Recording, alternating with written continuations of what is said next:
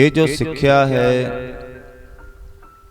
ਠਾਕੁਰਾਂ ਦੀ ਪੂਜਾ ਤੇ ਹਰੇਕ ਦਿਨ ਦਿਹਾੜ ਸਮੇਂ ਬ੍ਰਾਹਮਣ ਦੀ ਸੇਵਾ, ਬਸ ਇਹ ਹੈ ਸਿੱਖਿਆ ਜੋ ਬ੍ਰਾਹਮਣ ਦੇਵਤਾ ਆਪਣੇ ਸ਼ਰਧਾਲੂਆਂ ਨੂੰ ਦੇ ਰਿਹਾ ਹੈ।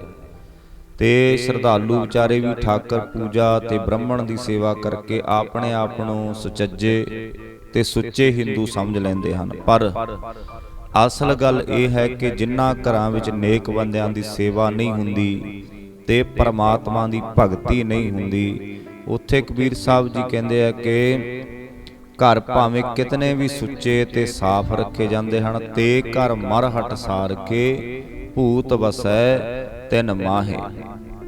ਉਹ ਘਰ ਭਾਵੇਂ ਕਿਤਨੇ ਹੀ ਸੁੱਚੇ ਤੇ ਸਾਫ਼ ਰੱਖੇ ਜਾਂਦੇ ਹੋਣ, ਪਰ ਕਬੀਰ ਸਾਹਿਬ ਜੀ ਕਹਿੰਦੇ ਉਹਦੇ ਮਸਾਣਾ ਵਰਗੇ ਹਨ ਅਤੇ ਉਹਨਾਂ ਘਰਾਂ ਵਿੱਚ ਰਹਿਣ ਵਰਗੇ ਮਨੁੱਖ ਭੂਤਾਂ ਵਰਗੇ ਹਨ। ਆਖੋ ਸਤਿਨਾਮ। ਇਸ ਕਰਕੇ ਭਾਈ ਕਬੀਰ ਸਾਹਿਬ ਜੀ ਕਹਿੰਦੇ ਹਨ ਕਿ ਹਰ ਘਰ ਵਿੱਚ ਪਰਮਾਤਮਾ ਦਾ ਨਾਮ, ਪਰਮਾਤਮਾ ਦਾ ਸਿਮਰਨ, ਨਿਤਨੇਮ ਜਿਹੜਾ ਉਹ ਜ਼ਰੂਰ ਹੋਣਾ ਚਾਹੀਦਾ ਹੈ, ਤੇ ਨਹੀਂ ਤਾਂ ਘਰ ਮਸਾਣਾ ਵਰਗੇ ਹਨ ਤੇ ਆਪਾਂ ਉੱਥੇ ਰਹਿਣ ਵਾਲੇ ਵੀ ਭੂਤਾਂ ਵਰਗੇ ਹਾਂ। ਇਸ ਕਰਕੇ ਭਾਈ ਨਾਮ ਦਾ ਪਹਿਰਾ ਹਿਰਦੇ ਘਰ ਵਿੱਚ ਵੀ ਹੋਣਾ ਚਾਹੀਦਾ ਹੈ, ਤੇ ਜਿਸ ਘਰ ਵਿੱਚ ਅਸੀਂ ਰਹਿੰਦੇ ਹਾਂ ਉੱਥੇ ਨਾਮ ਦਾ ਪਹਿਰਾ ਹੋਣਾ ਚਾਹੀਦਾ ਹੈ। ਬਾਣੀ ਚੱਲਦੀ ਰਹਿੰਦੀ ਹੈ ਤਾਂ ਸਾਨੂੰ ਕਿਤੇ ਭਟਕਣ ਦੀ ਲੋੜ ਨਹੀਂ ਪੈਂਦੀ। ਸਾਨੂੰ ਜਿਹੜੇ ਡਰ ਬੈਠੇ ਹੋਏ ਹੈ ਤੇ ਇਹਨਾਂ ਚੀਜ਼ਾਂ ਦਾ ਫਿਰ ਕੋਈ ਵੀ ਡਰ ਨਹੀਂ ਰਹਿੰਦਾ। ਆਪਾਂ ਕਹਿੰਦੇ ਇੱਦਾਂ ਹੋ ਗਿਆ, ਮੈਨੂੰ ਆਹ ਹੋ ਗਿਆ, ਜਾਂ ਸਾਡੇ ਡਰ ਲੱਗਦਾ ਘਰ ਵਿੱਚ, ਤੇ ਜਾਂ ਕਈ ਕਹਿੰਦਾ ਸਾਨੂੰ ਸੁਪਨੇ ਆਉਂਦੇ ਆ ਰਾਤ ਨੂੰ, ਜਾਂ ਕਹਿੰਦੇ ਆਪਣੇ ਘਰੇ ਕੋਈ ਸ਼ੈ ਰਹਿੰਦੀ ਹੈ। ਇਹੋ ਜਿਹਾ ਕੁਛ ਵੀ ਨਹੀਂ ਹੁੰਦਾ। ਬਸ ਜਪਜੀ ਸਾਹਿਬ ਦਾ ਪਾਠ ਘਰ ਵਿੱਚ ਚੱਲਦਾ ਹੋਵੇ ਤੇ ਸ੍ਰੀ ਸੁਖਮਨੀ ਸਾਹਿਬ ਦਾ ਪਾਠ ਘਰ ਵਿੱਚ ਚੱਲਦਾ ਹੋਵੇ। ਅਸਲ ਵਿੱਚ ਸਾਡੇ ਮਾਈਂਡ ਵਿੱਚ ਇਹੋ ਜਿਹੀਆਂ ਗੱਲਾਂ ਕਦੇ ਆਉਣੀਆਂ ਨਹੀਂ ਚਾਹੀਦੀਆਂ, ਤੇ ਨਾ ਹੀ ਸਾਨੂੰ ਇਹੋ ਜਿਹੀ ਗੱਲ ਕਦੇ ਬੱਚਿਆਂ ਨੂੰ ਸੁਣਾਉਣੀ ਚਾਹੀਦੀ ਹੈ। ਇਹ ਸਿਰਫ ਇੱਕ ਬਸ ਮਾਈਂਡ, ਉੱਥੇ ਸਾਡਾ ਦਿਮਾਗ ਹੈ ਜਿਹੜਾ ਉਹ ਸੈੱਟ ਹੋ ਜਾਂਦਾ, ਸਾਡੇ ਦਿਮਾਗ ਵਿੱਚ ਗੱਲ ਵੱਜ ਜਾਂਦੀ ਹੈ। ਜਿਸ ਤਰ੍ਹਾਂ ਕਈ ਵਾਰੀ ਅਸੀਂ ਕੋਈ ਵੀ ਤਸਵੀਰ ਜਾਂ ਕੋਈ ਪਿਕਚਰ ਜਦੋਂ ਵੇਖ ਲੈਂਦੇ ਹਾਂ ਭੂਤਾਂ ਪ੍ਰੇਤਾਂ ਵਾਲੀ, ਤਾਂ ਉਸ ਤੋਂ ਬਾਅਦ ਸਾਨੂੰ ਡਰ ਲੱਗਣਾ ਸ਼ੁਰੂ ਹੋ ਜਾਂਦਾ। ਬਸ ਇਸੇ ਤਰ੍ਹਾਂ ਪ੍ਰਭਾਵ ਹੁੰਦਾ ਜਦੋਂ ਅਸੀਂ ਇਹੋ ਜਿਹੀਆਂ ਗੱਲਾਂ ਕਰਦੇ ਹਾਂ ਘਰ ਵਿੱਚ ਜਾਂ ਬੱਚਿਆਂ ਕੋਲ ਗੱਲਾਂ ਕਰਦੇ ਹਾਂ, ਤਾਂ ਸਾਡੇ ਅੰਦਰੋਂ ਇੱਕ ਵਹਿਮ, ਇੱਕ ਡਰ ਪੈਦਾ ਹੋ ਜਾਂਦਾ ਹੈ। ਇਸ ਤਰ੍ਹਾਂ ਇਹੋ ਜਿਹੀ ਗੱਲ ਜਦੋਂ ਅਸੀਂ ਘਰ ਵਿੱਚ ਬਿਲਕੁਲ ਨਹੀਂ ਛੇੜਾਂਗੇ, ਬਿਲਕੁਲ ਨਹੀਂ ਕਰਾਂਗੇ, ਤਾਂ ਸਾਡੇ ਬੱਚਿਆਂ ਨੂੰ ਇਹ ਗੱਲ ਫੀਲ ਹੀ ਨਹੀਂ ਹੁੰਦੀ ਵੀ ਇੱਦਾਂ ਦੀ ਵੀ ਕੋਈ ਚੀਜ਼ ਹੁੰਦੀ ਹੈ। ਸਾਡੇ ਪਤਾ ਹੀ ਨਹੀਂ ਉਹਨਾਂ ਨੂੰ, ਜਿਹੜੀ ਚੀਜ਼ ਬਾਰੇ ਹੁਣ ਪਤਾ ਹੀ ਨਾ ਆਵੇ ਉਹਦਾ ਖਿਆਲ ਆਪਾਂ ਨੂੰ ਕਿਵੇਂ ਆਏਗਾ। ਜਿਹੜੀ ਚੀਜ਼ ਆਪਾਂ ਵੇਖੀ ਨਹੀਂ ਉਹਦਾ ਖਿਆਲ ਹੀ ਨਹੀਂ ਆਉਂਦਾ ਮਨ ਵਿੱਚ। ਖਿਆਲ ਉਹ ਚੀਜ਼ ਦਾ ਆਉਂਦਾ ਜਿਹਦਾ ਜ਼ਿਕਰ ਕੀਤਾ ਜਾਏ, ਜਿਹਨੂੰ ਵੇਖਿਆ ਜਾਏ, ਜਿਹਦੇ ਵੱਲ ਧਿਆਨ ਲਾਇਆ ਜਾਏ, ਤੇ ਉਹ ਚੀਜ਼ਾਂ ਫਿਰ ਸਾਡੇ ਦਿਮਾਗ ਵਿੱਚ ਵਸ ਜਾਂਦੀਆਂ ਹਨ। ਤੇ ਜੇ ਤੁਸੀਂ ਬੱਚਿਆਂ ਕੋਲ ਕੋਈ ਵੀ ਗੱਲ ਨਹੀਂ ਕਰਦੇ, ਭਾਵੇਂ ਉਹਨਾਂ ਨੂੰ ਹਨੇਰੇ ਸਵੇਰੇ ਛੱਡ ਕੇ ਤੁਰੇ ਫਿਰੋ, ਉਹ ਤੁਹਾਨੂੰ ਕਦੇ ਵੀ ਇੱਦਾਂ ਨਹੀਂ ਕਹਿਣਗੇ ਕਿ ਸਾਨੂੰ ਡਰ ਲੱਗਦਾ, ਕਿਉਂਕਿ ਉਹਨਾਂ ਨੂੰ ਪਤਾ ਹੀ ਨਹੀਂ ਉਸ ਚੀਜ਼ ਬਾਰੇ। ਇਸ ਕਰਕੇ ਕਈ ਵਾਰ ਅਸੀਂ ਇਹੋ ਜਿਹੀਆਂ ਗੱਲਾਂ ਕਰਕੇ ਸਾਡੇ ਪਰਿਵਾਰਾਂ ਵਿੱਚ ਆਪਣੇ ਆਪ ਵਿੱਚ ਆਪ ਹੀ ਡਰ ਪੈਦਾ ਕਰ ਲੈਂਦੇ ਹਾਂ, ਕਿਉਂਕਿ ਸਾਡਾ ਕਾਰ ਵਿਹਾਰ ਜਦੋਂ ਉਹੋ ਜਿਹਾ ਹੁੰਦਾ। ਮਹਾਰਾਜ ਕਹਿੰਦੇ ਤੇ ਘਰ ਮਰ ਹਟ ਸਾਰ ਕੇ ਭੂਤ ਵਸੈ ਤਨ ਮਾਹੇ। ਬਸ ਇਹੀ ਹੁੰਦਾ ਕਿ ਭਾਈ ਨਾਮ ਤੋਂ ਬਿਨਾ ਤਾਂ ਘਰ ਮਸਾਣਾ ਵਰਗੇ ਆ ਤੇ ਮਨੁੱਖ ਵਸਦੇ ਭੂਤਾਂ ਵਰਗੇ ਹੁੰਦੇ ਆ। ਕਬੀਰ ਗੂੰਗਾ ਹੁਆ ਬਾਵਰਾ, ਬਹਿਰਾ ਹੁਆ ਕਾਨ, ਪਾਵੋ ਤੇ ਪਿੰਗਲ ਪਿਆ, ਮਾਰਿਆ ਸਤਿਗੁਰ ਬਾਣ। ਜਿਹਨੂੰ ਸੱਚਮੁੱਚ ਪੂਰਾ ਗੁਰੂ ਮਿਲ ਜਾਂਦਾ ਹੈ, ਉਹ ਸਾਰਾ ਹੀ ਉਹਦਾ ਜੀਵਨ ਬਦਲ ਜਾਂਦਾ ਹੈ, ਤੇ ਉਹ ਦੁਨੀਆ ਭਾਣੇ ਗੂੰਗਾ ਕਮਲਾ ਬੋਲਾ ਹੋ ਜਾਂਦਾ ਹੈ। ਕਿਉਂਕਿ ਉਹ ਮਨੁੱਖ ਮੂੰਹੋਂ ਮੰਦੇ ਬੋਲ ਨਹੀਂ ਬੋਲਦਾ, ਉਹਨੂੰ ਕਿਸੇ ਦੀ ਮੁਤਾਜੀ ਨਹੀਂ ਰਹਿੰਦੀ, ਤੇ ਕੰਨਾਂ ਨਾਲ ਉਹ ਨਿੰਦਿਆ ਨਹੀਂ ਸੁਣਦਾ। ਪਰ ਦੁਨੀਆ ਦੇ ਲੋਕ ਤਾਂ ਉਹਨੂੰ ਗੂੰਗਾ ਕਮਲਾ ਬੋਲਾ ਕਹਿੰਦੇ ਆ, ਵੀ ਇਹਨੂੰ ਪਤਾ ਨਹੀਂ। ਕਿਉਂਕਿ ਚਤੁਰਾਈ ਕਰਨ ਵਾਲਾ ਮਨੁੱਖ ਆਪਣੇ ਆਪ ਨੂੰ ਸਿਆਣਾ ਸਮਝਦਾ ਹੈ, ਤੇ ਜਿਹੜੇ ਲੋਕ ਉਹਦੀ ਰਜਾ ਵਿੱਚ ਰਹਿੰਦੇ ਆ ਉਹਨਾਂ ਨੂੰ ਉਹ ਗੂੰਗੇ ਬੋਲੇ ਕਾਮਲੇ ਲੱਗਦੇ ਆ, ਵੀ ਇਹਨਾਂ ਨੂੰ ਤਾਂ ਦੁਨੀਆਦਾਰੀ ਦਾ ਗਿਆਨ ਹੀ ਨਹੀਂ ਹੈ, ਤੇ ਨਾ ਇਹਨਾਂ ਨੂੰ ਕਾਸੇ ਦਾ ਪਤਾ ਹੈ, ਤੇ ਨਾ ਇਹਨਾਂ ਨੂੰ ਕੋਈ ਬਹੁਤੀ ਅਕਲ ਹੈ। ਤੇ ਗੁਰਮੁਖ ਬੰਦੇ ਨੂੰ ਕਈ ਲੋਕ ਇੱਦਾਂ ਵੀ ਸਮਝਦੇ ਆ, ਤੇ ਪਰ ਜਿਨ੍ਹਾਂ ਨੂੰ ਪਤਾ ਹੁੰਦਾ ਉਹ ਰੱਬ ਦਾ ਭਗਤ ਸਮਝਦੇ ਆ ਕਿ ਪਰਮਾਤਮਾ ਦਾ ਭਗਤ ਹੈ, ਇਹਨੂੰ ਕਿਸੇ ਦੀ ਮੁਤਾਜੀ ਨਹੀਂ, ਨਾ ਇਹ ਮੰਦੇ ਬੋਲ ਬੋਲਦਾ ਤੇ ਨਾ ਨਾਲ ਕੰਨਾਂ ਨਾਲ ਇਹ ਨਿੰਦਿਆ ਸੁਣਦਾ ਹੈ ਤੇ ਨਾ ਮੂੰਹ ਨਾਲ ਇਹ ਨਿੰਦਿਆ ਕਰਦਾ ਹੈ। ਪਾਵੋ ਤੇ ਪਿੰਗਲ ਪਿਆ ਮਾਰਿਆ ਸਤਿਗੁਰ ਬਾਣ। ਇਸ ਤਰ੍ਹਾਂ ਮਹਾਰਾਜ ਕਹਿੰਦੇ ਵੀ ਜਿਸ ਮਨੁੱਖ ਦੇ ਹਿਰਦੇ ਵਿੱਚ ਸਤਿਗੁਰੂ ਆਪਣੇ ਸ਼ਬਦ ਦਾ ਤੀਰ ਮਾਰ ਦਿੰਦੇ ਹਨ, ਸ਼ਬਦ ਦਾ ਤੀਰ ਹੀ ਜੀਵਨ ਬਦਲਦਾ ਹੈ। ਆਖੋ ਸਤਿਨਾਮ।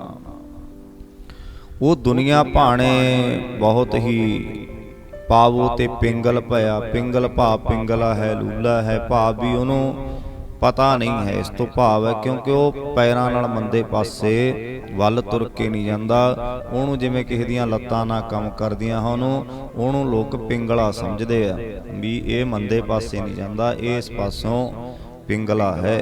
ਭਾਵ ਉਹਨੂੰ ਪਾਵੋ ਤੇ ਪਿੰਗਲ ਭਇਆ ਮਾਰਿਆ ਸਤਿਗੁਰ ਬਾਣ।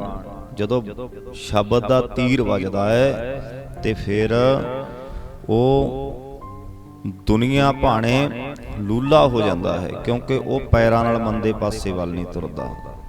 ਕਬੀਰ ਸਤਿਗੁਰ ਸੂਰਮੇ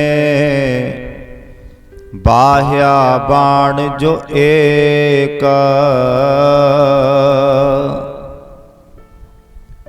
ਫਿਰ ਕੀ ਹੁੰਦਾ ਹੈ? ਕਬੀਰ ਸਾਹਿਬ ਜੀ ਕਹਿੰਦੇ ਉਹ ਭਾਈ ਜਿਸ ਮਨੁੱਖ ਨੂੰ ਸੂਰਮਾ ਸਤਿਗੁਰੂ ਆਪਣੇ ਸ਼ਬਦ ਦਾ ਤੀਰ ਮਾਰਦਾ। ਕਬੀਰ ਸਤਿਗੁਰ ਸੂਰਮੇ ਬਾਹਿਆ ਬਾਣ ਜੋ ਏਕ।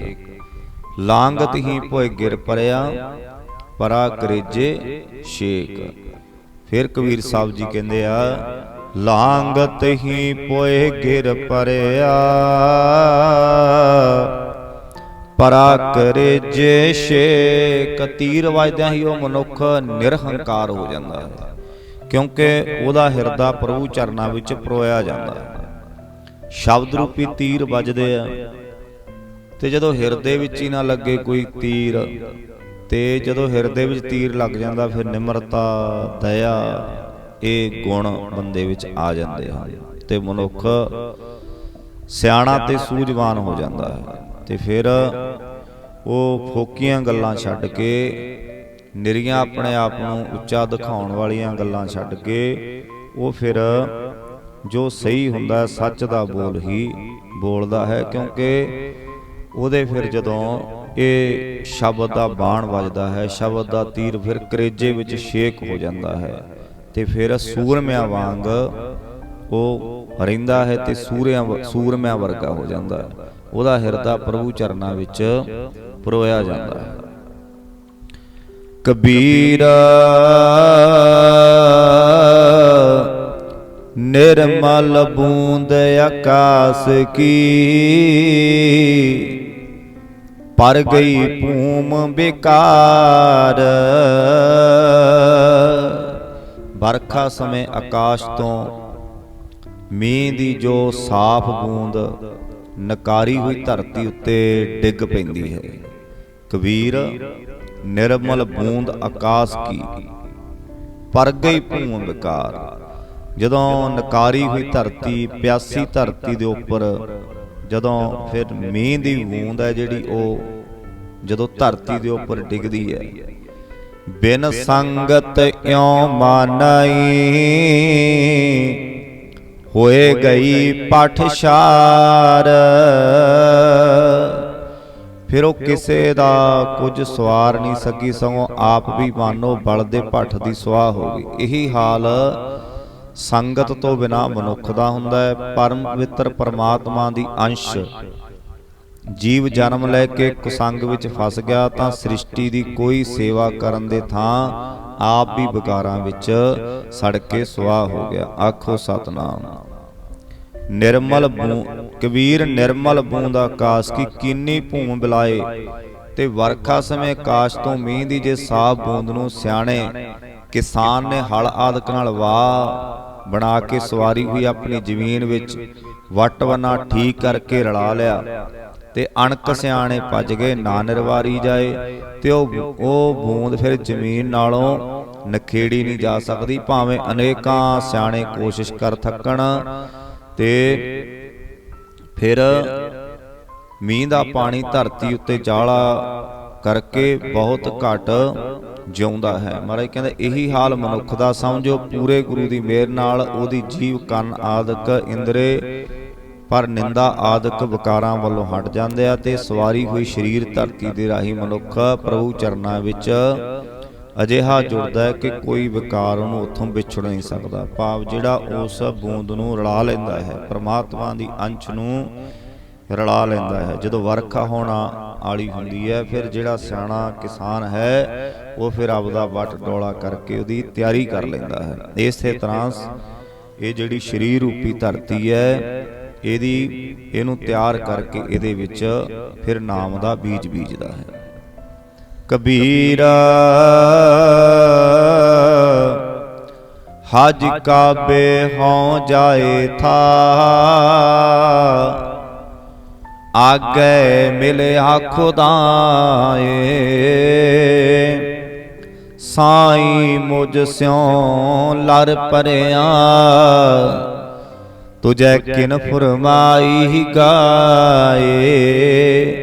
ਮੈਂ ਕਾਬੇ ਦਾ ਹੱਜ ਕਰਨ ਜਾ ਰਿਹਾ ਸਾਂ, ਕਬੀਰ ਸਾਹਿਬ ਜੀ ਕਹਿੰਦੇ ਉੱਥੇ ਗਏ ਨੂੰ ਅੱਗੋਂ ਖੁਦਾ ਮਿਲ ਗਿਆ।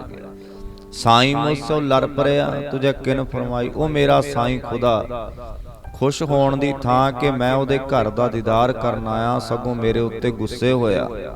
ਆਖਣਗਾ ਕਿ ਮੈਂ ਤਾਂ ਇਹ ਹੁਕਮ ਨਹੀਂ ਦਿੱਤਾ ਜੋ ਮੇਰੇ ਨਾਮ ਤੇ ਤੂੰ ਗਾਂ ਆਦਿਕ ਦੀ ਕੁਰਬਾਨੀ ਦੇਵੇਂ ਤੇ ਮੈਂ ਤੇਰੇ ਗੁਨਾਹ ਬਖਸ਼ ਦਿਆਂਗਾ। ਮੈਂ ਤੇ ਤੈਨੂੰ ਕਿਹਾ ਨਹੀਂ। ਖੁਦਾ ਕਹਿੰਦਾ ਵੀ ਮੈਂ ਤੈਨੂੰ ਕਦੋਂ ਕਿਹਾ ਹੈ ਕਿ ਤੂੰ ਮੇਰੇ ਦਰ ਤੇ ਆ ਕੇ ਜੀਵ ਦੀ ਕੁਰਬਾਨੀ ਦੇ। ਸਾਈਂ ਮੋਸੋਂ ਲੜ ਪਰਿਆ, ਤੁਝੇ ਕਿਨ ਫਰਮਾਈ ਗਾਏ। ਭਾਵ ਤੂੰ ਇੱਥੇ ਕੁਰਬਾਨੀ ਦੇਣ ਵਾਸਤੇ ਇਹ ਜੋ ਗਾਂ ਦੀ ਕੁਰਬਾਨੀ ਦੇ ਰਿਹਾ, ਮੈਂ ਤੇ ਤੈਨੂੰ ਕਿਹਾ ਨਹੀਂ ਇਹਨੂੰ ਕਰਨ ਵਾਸਤੇ। ਕਬੀਰ ਹਜ ਕਾਂਬੈ ਹੋਏ ਹੋਏ ਗਿਆ, ਕੀਤੀ ਬਾਰ ਕਬੀਰ। ਮੈਂ ਕਈ ਵਾਰੀ ਸਾਈਂ ਤੇਰੇ ਘਰ ਕਾਬੇ ਦਾ ਦੀਦਾਰ ਕਰਨ ਲਈ ਗਿਆ। ਸਾਈਂ ਮੁਝ ਮੈਂ ਕਿਆ ਖਤਾ ਮੁਖੋਂ ਨਾ ਬੋਲਾ ਪੀਰ। ਤੂੰ ਮੇਰੇ ਨਾਲ ਗੱਲ ਨਹੀਂ ਕਰਦਾ, ਮੇਰੇ ਵਿੱਚ ਤੂੰ ਕੀ ਕੀ ਖਤਾ ਵੇਖ ਰਿਹਾ ਹੈ, ਭਾਵ ਕੀ ਕੀ ਗੁਨਾਹ ਵੇਖ ਰਿਹਾ ਹੈ ਜੋ ਹੱਜ ਅਤੇ ਕੁਰਬਾਨੀ ਨਾਲ ਵੀ ਬਖਸ਼ੇ ਨਹੀਂ ਗਏ। ਭਾਵ ਹੱਜ ਅਤੇ ਕੁਰਬਾਨੀ ਨਾਲ ਖੁਦਾ ਖੁਸ਼ ਨਹੀਂ ਹੁੰਦਾ ਹੈ। ਕਬੀਰ ਜੀ ਜੋ ਮਾਰ ਹੈ ਜੋਰ ਕਰ, कहते हैं जो हलाल। दफ्तर दई जब काढ़ है, होएगा कौन हवाल।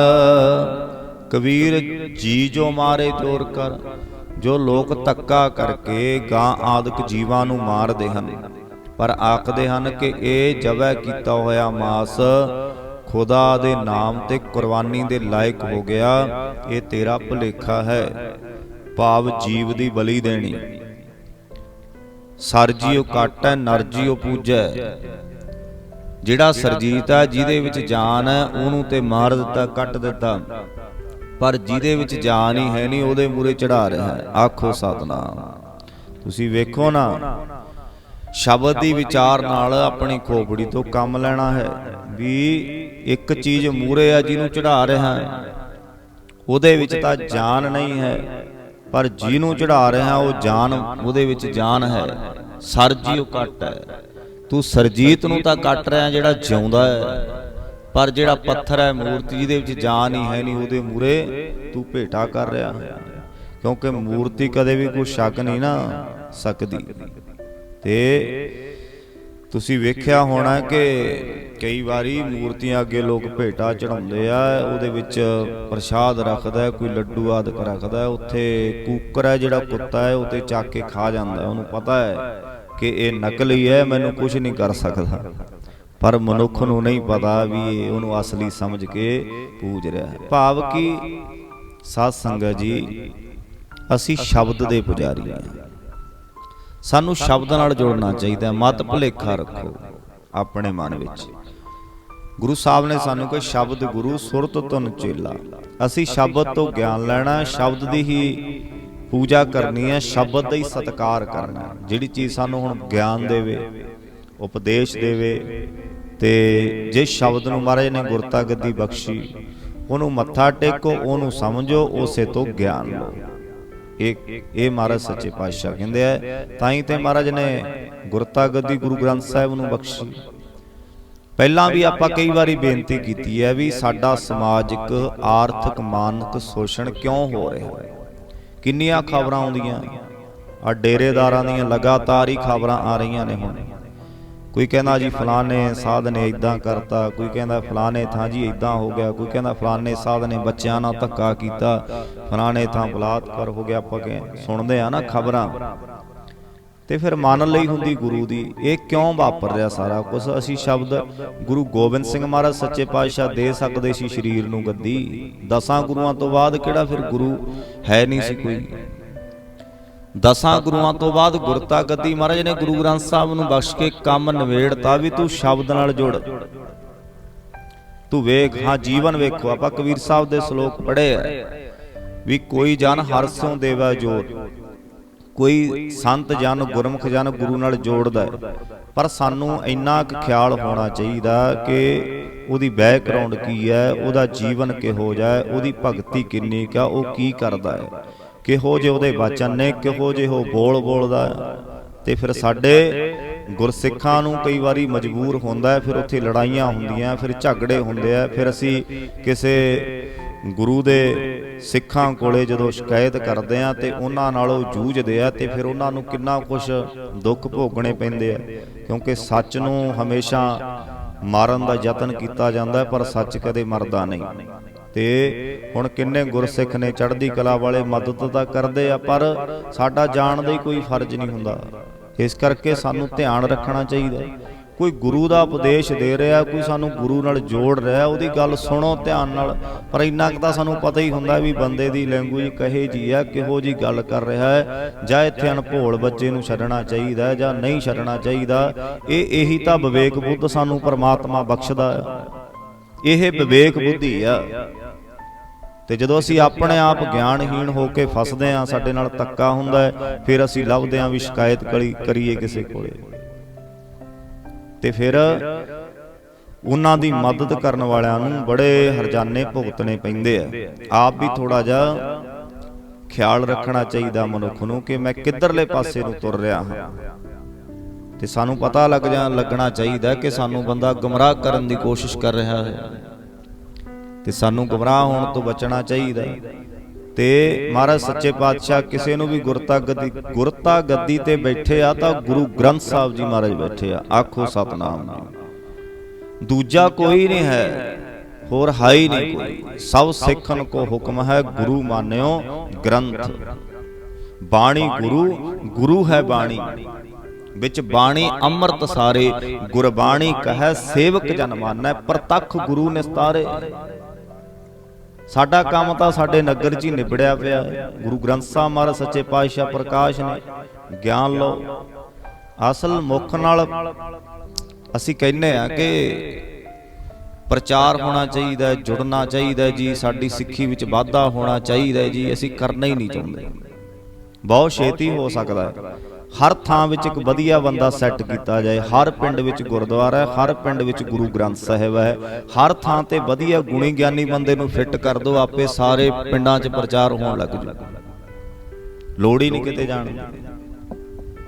ਵੇਖ ਕੇ ਉਹਦੀ ਚੰਗੀ ਤਨਖਾਹ ਹੋਵੇ, ਚੰਗਾ ਸਤਿਕਾਰ ਹੋਵੇ, ਚੰਗੀ ਰਹਿائش ਹੋਵੇ, ਚੰਗਾ ਸਿਸਟਮ ਹੋਵੇ, ਤੇ ਉਹਨੂੰ ਸੈੱਟ ਕਰ ਦੇ ਵੀ ਲੈ ਭਾਈ ਗੁਰਬਾਣੀ ਦਾ ਗਿਆਨ ਦੇ। ਜਿੰਨਾ ਚਿਰ ਉਹ ਸਹੀ ਤਰੀਕੇ ਨਾਲ ਗਿਆਨ ਦੇ ਰਿਹਾ ਠੀਕ ਹੈ। ਕੋਈ ਊਣਤਾ ਹੀ ਦਿਸਦੀ ਆ ਉਹਨੂੰ ਫਾਰਿੰਗ ਕਰੋ, ਤੇ ਆਪਣੀ ਉਹ ਕਰੀ ਭੁਗਤਦਾ ਹੈ ਬੰਦਾ। ਤੇ ਪਰ ਅੰਦਰ ਤਾਂ ਹੁਣ ਕਿਸੇ ਦੇ ਬੜਿਆ ਨਹੀਂ ਹੁੰਦਾ ਕੋਈ। ਸਤਿਕਾਰ ਕਰੋ ਸਭ ਦਾ, ਪਰ ਜਿੰਨਾ ਚਿਰ ਸਤਿਕਾਰ ਕਰਨ ਯੋਗ ਹੈ, ਸਤਿਕਾਰ ਕਰਨ ਯੋਗ ਦਾ ਸਤਿਕਾਰ ਕਰੋ। ਇਸ ਕਰਕੇ ਸਤਿਗੁਰੂ ਸੱਚੇ ਪਾਤਸ਼ਾਹ ਨੇ ਸਾਨੂੰ ਕਿਹਾ ਵੀ ਬਾਣੀ ਗੁਰੂ ਹੈ ਬਾਣੀ, ਵਿੱਚ ਬਾਣੀ ਅੰਮ੍ਰਿਤ ਸਾਰੇ, ਗੁਰਬਾਣੀ ਕਹੈ ਸੇਵਕ ਜਨ ਮਾਨੈ, ਪ੍ਰਤੱਖ ਗੁਰੂ ਨਿਸਤਾਰੇ। ਅਸੀਂ ਗੁਰੂ ਤੋਂ ਭਟਕ ਕੇ ਦੂਜੇ ਪਾਸੇ ਜਾ ਰਹੇ ਹਾਂ, ਤਾਂ ਕਰਕੇ ਸਾਡਾ ਆਰਥਿਕ, ਸਮਾਜਿਕ ਤੇ ਮਾਨਸਿਕ ਸ਼ੋਸ਼ਣ ਹੋ ਰਿਹਾ ਹੈ।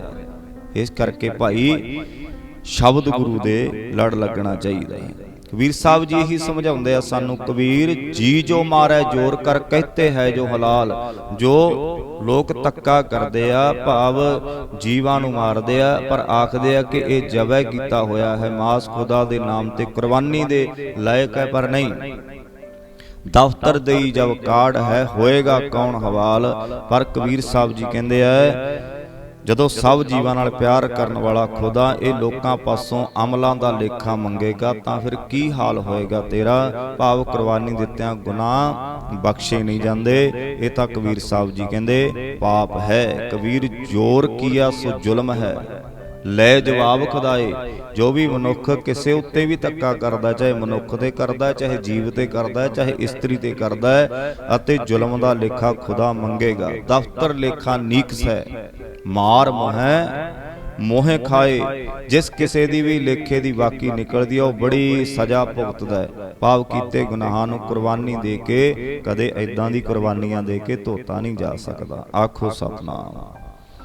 ਇਸੇ ਤਰ੍ਹਾਂ ਭਾਈ ਸਾਨੂੰ ਸਤਿਗੁਰੂ ਸੱਚੇ ਪਾਤਸ਼ਾਹ ਜੀ ਦੀ ਬਾਣੀ ਦੇ ਅੰਦਰ ਭਗਤ ਕਬੀਰ ਜੀ ਆਪਣੇ ਪਾਵਨ ਸਲੋਕਾਂ ਰਾਹੀਂ ਗਿਆਨ ਬਖਸ਼ਿਸ਼ ਕਰਦੇ ਹਨ ਜੀ। ਹੋਈਆਂ ਭੁੱਲਾਂ ਦੀ ਖਿਮਾ। ਵਾਹਿਗੁਰੂ ਜੀ ਕਾ ਖਾਲਸਾ, ਵਾਹਿਗੁਰੂ ਜੀ ਕੀ ਫਤਿਹ।